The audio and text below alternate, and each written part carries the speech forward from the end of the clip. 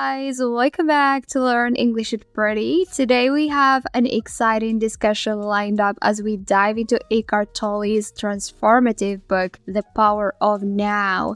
This book has impacted millions worldwide with its profound insights on mindfulness and living in the present moment. Our hosts, Emily and Jack, will explore key themes and concepts from the book, offering their unique perspectives and practical takeaways. Whether you're a longtime fan of Tolle's work or new to his teachings, this episode promises to be an enlightening and thought-provoking journey. Without any further ado, let's dive into the power of now with Emily and Jack. Let's get started. Welcome back, everybody. Ready for another deep dive? Always. Well, today we're taking a look at Eckhart Tolle's The Power of Now. Oh, interesting choice. Yeah, it's a bit different from what we normally cover. Right. It's not really about self-improvement in the typical sense, but more of a guide toward spiritual enlightenment. At least that's how Tolle frames it. I can see that. There are some really interesting concepts about consciousness, escaping suffering, all that good stuff. Exactly. We're even going to touch upon some myths about human development. Oh, I'm intrigued. Like, what's real and what's not? You got it. Yeah. But one of the most powerful ideas, at least for me, is this idea that you are not your mind. Yeah, that's a real attention grabber, right? For sure. Like, it's so simple but profound. Tolle's basically saying we've confused the tool with the user. Right. And that can have some pretty big consequences. Oh, absolutely. When we believe we are our thoughts, we miss out on our true potential. It's like that beggar Tolle talks about. Oh, yeah, the one sitting on a chest of gold. Exactly. Completely oblivious to the treasure they're sitting on. So how do we end up in this situation? How does this mind-made self, as Tolle calls it, come about? Well, Tolle argues that it's this thing he calls the ego, this false sense of self that's constructed by our minds. It's constantly looking for validation, comparing itself to others, creating this feeling of separation. And that leads to suffering, because the ego thrives on problems. It needs them. It needs conflict to feel real, to feel important. It's like it needs the drama to exist. Exactly. And that's where Tolle's interpretation of Descartes' I think, therefore I am comes in. Yeah, that really got me thinking. Tolle suggests that this famous quote actually reinforces that illusion of self. Right, and he takes it even further, saying thinking isn't essential for survival. Wait, really? He actually brings up some interesting research, a study with mathematicians, some really brilliant minds. Including Einstein, right? Yep, and it showed that thinking plays a secondary role in the creative process. So it's more about intuition, accessing something beyond just the logical mind. You got it. But if we're not supposed to be ruled by our thoughts, where do emotions fit in? That's a great question. Tolle's take is that negative emotions happen when we forget who we are, beyond our physical form, beyond the mind's chatter. So the body reacts to the mind's negativity. Precisely. It's like a chain reaction. Yeah. The mind creates negative thoughts, and the body responds with negative emotions. And it all stems, according to Tolle, from this one primordial emotion. Which is? Pain.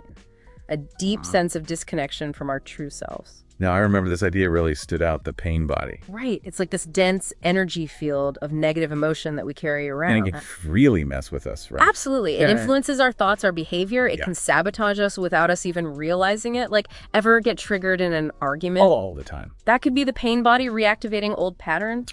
Wow. So we're not just dealing with our thoughts, we're also dealing with this hidden, well, not so hidden energy field. Exactly. But Tolle also talks about positive emotions. He sees those differently. He doesn't really consider them emotions in the same way. He calls them aspects of our true nature. Glimpses of the gold, right? Exactly. And they become accessible when we quiet the mind and connect with the present moment. Which brings us to one of the central ideas in The Power of Now, living in the now. Seems simple enough, but how many of us actually do it? It's true. I know I struggle with it. Our minds are constantly pulling us into the past or the future. Exactly. Tolle calls that psychological time, and he sees it as a major source of suffering. It's like we're missing the only moment that truly exists, the present. But if the now is so important, how do we get there?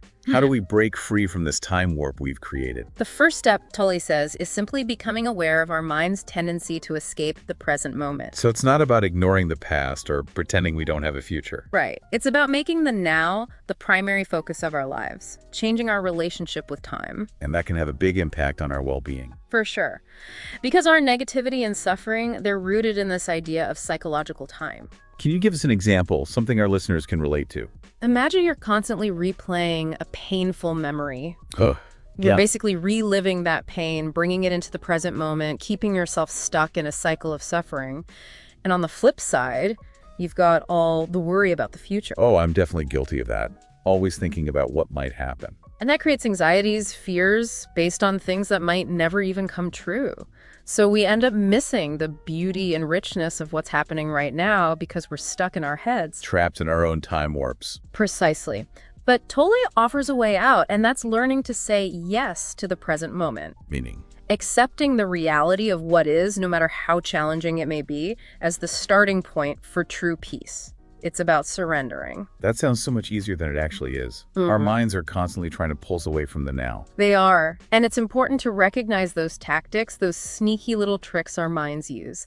That's how we break free. Okay, so our minds are experts at avoiding the present moment, huh? You could say that. They're full of these sneaky little tricks. Like complaining. Complaining? What's wrong with a bit of complaining? Well, Tolle sees it as a subtle form of resistance. We're not really accepting the present moment if we're constantly focused on what we don't like about it. I never thought of it that way. Right. We complain about the weather, the traffic, our jobs, anything to avoid just being with what is. So it's not about never voicing concerns, it's more about the intention behind it. Exactly. Are we complaining from a place of resistance, or are we genuinely trying to address a problem? That's a good distinction. What else? What are some other ways we resist the now? That feeling of wanting to be somewhere else, mentally or physically. Oh, I know that one. If only I were on vacation, or if only I had a different job. Right. As if happiness is always somewhere else. The classic grass is always greener. Exactly. But that constant wanting prevents us from appreciating where we are right now. It's like we're telling ourselves that this moment isn't good enough. And then there's the obvious one, getting lost in thought, rehashing the past, worrying about the future. The mind as a distraction machine, always pulling us away from the now. But the good news is, once we become aware of these strategies, we can start to change them. And that's where presence comes in. We touched on it earlier, but what does it really mean to be present? It sounds kind of mystical. Well, think of it this way. You're not your thoughts. You're the awareness that's observing them.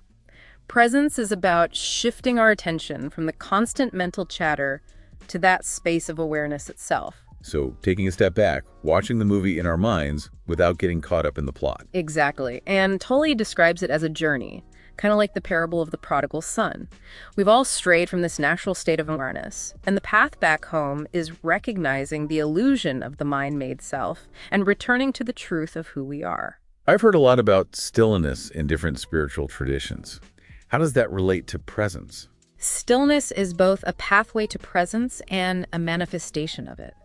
When we cultivate stillness through meditation, through nature, we create the space for awareness to emerge. It reminds me of that story about those Zen masters hitting their students with a stick. Oh yeah, to test their presence and awareness. It's a pretty extreme method. It is, but it highlights that presence isn't just about quiet contemplation. It's about being fully alert and responsive to whatever is happening. So it's not just about finding peace, it's also about being fully engaged in life. Exactly. Which brings us to another interesting concept, the inner body. Tolle describes it as an energy field that connects us to the unmanifested, the source of all life. This is where I started to get a little lost, to be honest. It can be a tricky one to grasp. Think of the inner body as a bridge between the physical and the spiritual. It's timeless, unaffected by age, and by going into that space, we can experience a deeper sense of presence. Like we have this secret key within us to unlock a different level of consciousness. Yeah, I like that. And Tolle says there are many portals into this realm. Stillness, surrender, nature, even love. So many paths to the same destination. Exactly. But he makes it clear that love isn't the portal itself, but what comes through it. We can't truly experience love until we've connected with our true selves. That makes sense. We often try to find love outside of ourselves, but it sounds like Tolle is saying it starts within. And you know what else he says? Even space and silence can act as portals. Really? Think about that feeling you get when you're in a vast open space or when you experience complete silence. It can feel almost transcendent. It's like those outer experiences reflect an inner state of being. Exactly. We get a glimpse of that vastness within. But speaking of relationships, with other people, Yeah. Does Tolle talk about that? he does. And he has some pretty radical things to say. He calls most relationships addictive. Addictive. That's a strong word. He's basically saying that when we're coming from our egos, from a place of need and fear, we look to our partners to fill that void within us. So instead of connecting as whole individuals, we're trying to get something from the other person. Validation, security, a sense of completion. Instead of seeing our partners as they are, we try to fit them into our own narratives. Setting ourselves up for disappointment from the start. So what's the alternative? How do we break free from those addictive patterns? It all comes back to presence. Cultivating a strong sense of presence within ourselves is the foundation for a healthy relationship. So that old saying, you can't love someone else until you love yourself, is actually true. Tolle would say so. And he also talks about the importance of complete acceptance. Complete acceptance. What does that even mean? It's about accepting our partners exactly as they are, without judgment or the need to change them. But we all have our own ideas about how relationships should be. Right, and that's where the challenge lies. Tolle acknowledges that it's not easy, but true love, he says, flourishes in an atmosphere of acceptance and freedom. Not control. Exactly. Trying to control our partners only leads to more conflict. It's about creating a space where both people can grow and evolve without feeling the need to fix each other. And that's where mindful communication comes in. Mindful communication. What's that? Bringing presence into our interactions, really listening to what the other person is saying, both verbally and non-verbally, not just reacting habitually or getting caught up in our own thoughts. So it's about going beyond the surface level, tuning into the emotions beneath the words. And Tolle believes that true communication, when done with presence, can become a form of communion. Communion. Yeah. It's about experiencing a sense of oneness with the other person, a recognition of our shared humanity. Moving beyond the ego's sense of separation. And that kind of communication can be incredibly healing. It deepens intimacy, creates a more loving and fulfilling relationship. But you know what really intrigued me? What's that? Tolle's perspective on suffering and how it relates to enlightenment. Wait, is he saying we have to suffer to become enlightened? Not exactly. He offers a different perspective. He sees suffering, when approached consciously, as a potential catalyst for awakening. That sounds like something we need to unpack a bit more. So in the last part, you were saying that suffering could be a catalyst for awakening. Yeah, it's not about seeking it out or anything. It's more about how we relate to suffering when it arises, which it inevitably does. And how's that? How can we use suffering to awaken? Well, a lot of our suffering comes from resisting what is, fighting against reality. And that's where presence comes in, that ability to just be with whatever is happening without judgment. So it's not about pretending everything is okay. It's about acceptance. Exactly. Acceptance of the present moment, even the painful parts. Remember those mind tricks we talked about? Those are all forms of resistance, ways to avoid facing what is. Okay, so first we need to become aware of those patterns, those sneaky ways we try to escape the now. Right. And then it's about cultivating that ability to surrender, which I know can be a tough one. Oh yeah, surrender. It sounds so passive, like giving up. I get that.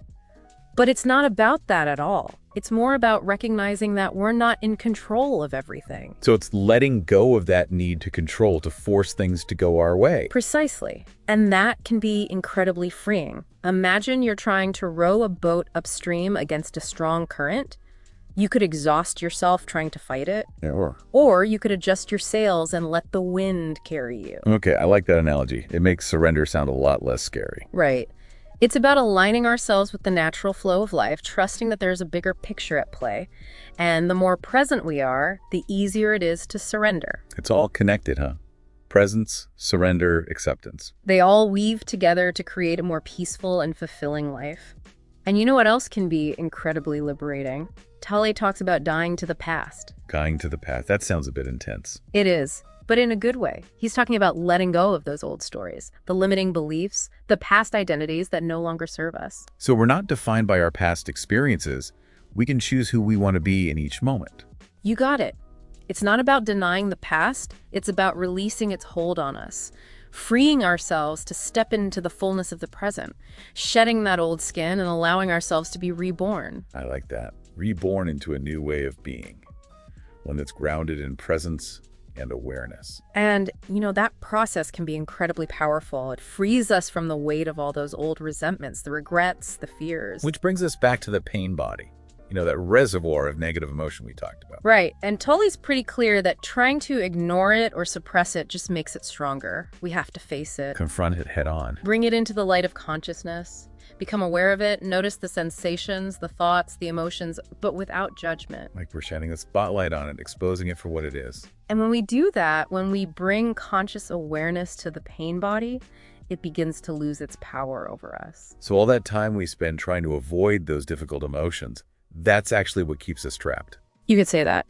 True freedom comes from facing them, allowing ourselves to feel them fully without getting swept away. And sometimes, that process can be really tough. It can feel like suffering. But Tolle suggests that suffering, when approached consciously, can actually be a catalyst for awakening. So it's not about seeking out suffering, it's about what we do with it when it arises. Exactly. It's about transforming that pain into wisdom, into a deeper understanding of ourselves. And presence is the key. When we're fully present, we're not judging ourselves for feeling pain. We're simply allowing it to be, holding it with compassion. Sounds like that creates the space for real healing to happen. And not just personal healing, but collective healing as well. Tolle believes that as more and more individuals connect with this power of the path, now it will create a ripple effect, shifting consciousness on a global scale. So each act of presence, each moment of surrender, is not only transforming our own lives, but contributing to a more peaceful world. That's the beauty of it. It's both deeply personal and profoundly universal. The power to create a better world lies within each of us, right here, right now. Well, I think this has been a truly insightful deep dive into the power of now. Any final words of wisdom for our listeners? Remember, cultivating presence is a journey. There will be ups and downs, moments of clarity and moments of confusion. Just be patient with yourself, trust the process, and keep coming back to the present moment. That's where the real magic happens. Beautifully said. Thank you so much for sharing your insights with us today. It's been a pleasure. Likewise. And to our listeners, thank you for joining us on this deep dive into the power of now. We hope you found it as thought-provoking as we did. Until next time, may you find peace and joy in the power of the present moment.